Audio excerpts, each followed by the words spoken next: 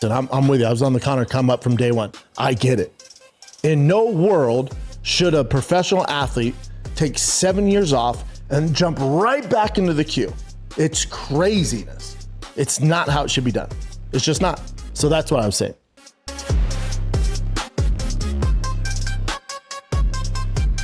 We didn't get to see where any of Conor's skills are at. He's sharp in warm-ups, okay, and training, kind of. We didn't see a ton of training. I thought he would have knocked Dustin out if he didn't break his leg 5 years ago. Wow. Blowing his knee out was just bad luck or maybe karma, but I thought he'd whoop Max too. So let's just go through this, Bubba. And it's not that he doesn't... did I say deserve? If I said deserve, that was the wrong word there. It's not that he doesn't deserve it. He's done enough to deserve any fight. But let's go through this. So Conor, by the time he jumped in there and blew his leg fell off against Max just a few weeks ago, it was at UFC 329, he had a 5-year layoff. 5 years. And Max has been active. So let's postpone that another 2 years recovering from this surgery. Probably 2 years, at least 18 months. So now you're looking at, in all said and done, by the time they promote it, 7 years. 7-year layoff. I'm going to say it again. 7-year layoff, and you're competing at the highest level in combat sports. I think this is the problem with our sport. If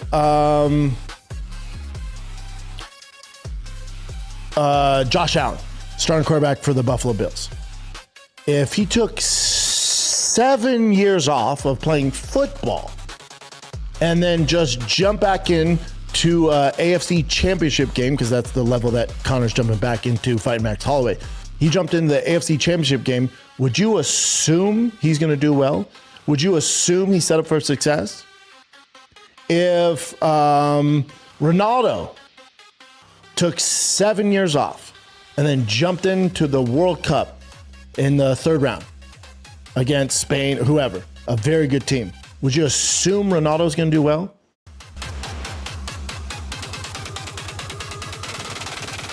Head to Zaply today. Use the code word submission. Grab yours while the offer lasts. And now back to the program.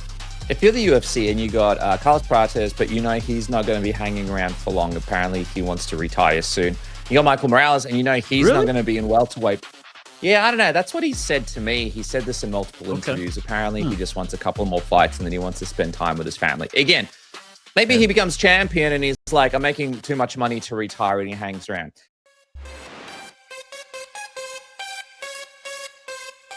I guess we'll still want to tune in, but I tell you what, people will still tune in for Jon Jones. The sport is a better place with stars like Conor McGregor, and certainly with Jon Jones involved in it. And now that the heavyweight division is firing, I mean, we've got Tom Aspinall as the champ, Cyril Garner's the interim, Alex Pereira's a big name in the heavyweight division, even though people on Twitter are saying that he's losing his aura by the day. And to be honest, I can see the point.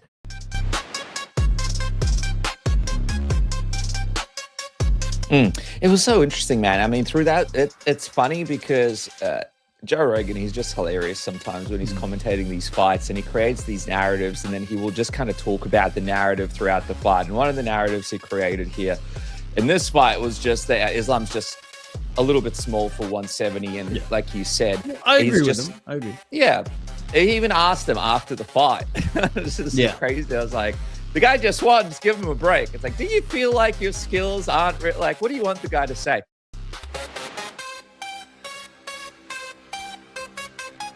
What kind of interests you more? Which version? Yeah, I mean, you gotta think that there's more exciting fights for maybe not more exciting fights for him, because I think there's equal the amount of matchups at 170 in terms of fights that are appealing. However, I do think that in terms of like the product that he puts out there as a fighter, I do think he himself can be a more exciting fighter at 155 just because he can do more. He can do more damage. Like, for example, that head kick that he connected on Garry, he might have knocked somebody out and maybe gone on to submit them at 155, right? Having, you know, a strength and size advantage in that weight class. So in those terms, That excites me. However, in terms of like just watch, just try to push legacy as far as he can and trying to achieve as much as he can and trying to break records as he did, breaking Anderson Silva's 16-5 win streak record in the UFC, which Dana got all messed up during fight week somehow, which is the most simple record to throw out there. But in terms of watching somebody just kind of push the boundaries of greatness, that is more achievable at 170 because he's obviously fighting at again, muting his skill set and his ability just to be able to have success in another weight class, win a belt, defend the belt. So it's a tough one. At the end of the day, I go more for the sporting side of things. Sure, just bleed, is in me a little bit as well. But at the end of the day, I want to see guys try to achieve great things and do things that nobody has ever done in the sport. So in my opinion, I'd like to see him stick at 170 so long as he's winning, of course. So interesting, man, because I mentioned that, and then while you were answering it in my own head, I'm like, wait a minute.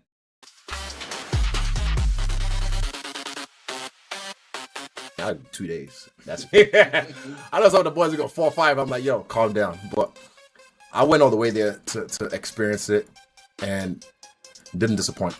Greatest party I've ever been to. I'm done. I retired from partying. Like, what am I going to do now? Come back here and go to rain and pour, whatever. Like, no disrespect. It's just, I can't.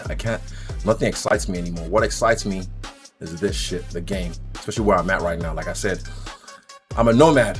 Funny enough, I'm a nomad. I'm doing things on my own terms. It's all on me. Whether I succeed or fail, it's all on me. So, and you know me, when I put my mind to something and I unlock a new level where I have to dream bigger, I know exactly what to do.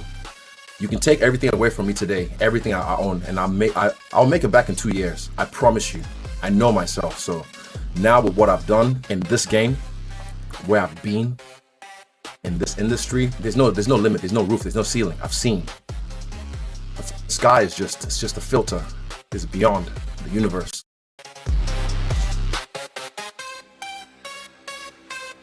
I mean, if you look at his takedown defense tonight against Islam, it was impressive. I felt like I think that Ian is a talented guy.